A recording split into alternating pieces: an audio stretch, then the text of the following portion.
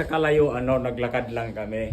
Bakit pa kami ang daming hardware na dadaanan namin? Oh. Ay di doon na lang kami. Bali, ilang taon na po kayong teacher, ma'am?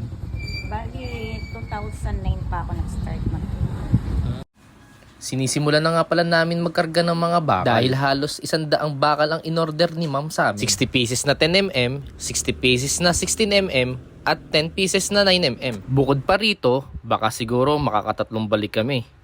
Gawa ng may order pa ng hollow blocks, white sand, and graba si ma'am. Dito ay kumain muna kami ng merienda kasi alam namin naggera na naman ang papasukin namin. Hindi kasi biro to eh. Nahihirapan kami ngayon kasi kulang kami sa tao. Pero lahat naman ng bagay may hirap. Pero nalalagpasan. Dito ay nagkukulitan pa kami. Alam nilang mahirap yung trabaho kaya nagtatawanan na lang kami. Ang kasama ko nga pala ay si Kuya Mario at si JR. Pagkarating namin ay inassist na rin pala kami ni Bossing. Tignan namin kung saan maganda ilagay ang mga materyales. Pag mas maganda ang lagay ng mga materyales ay mas mapapabilis ang trabaho nila. Yung ano natin, buhangin, dito na lang natin. Huwag tayo lumagpas sa ano. Ito yung school?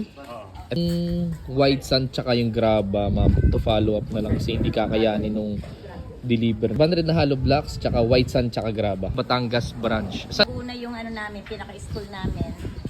Casa del Carmel Learning School, Batangas Branch.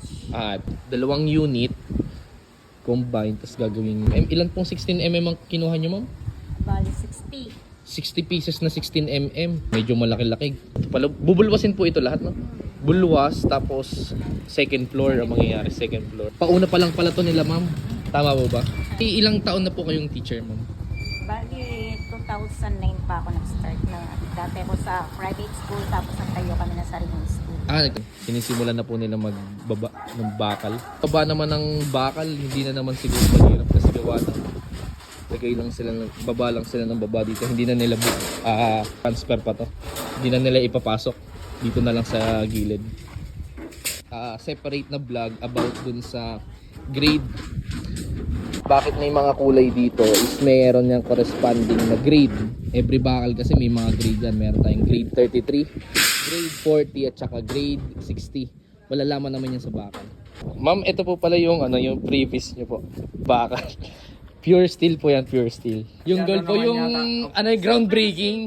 Ito po yan, masipag po na po yan, na pala. Masipag po. Mga pala po kasing tamad eh.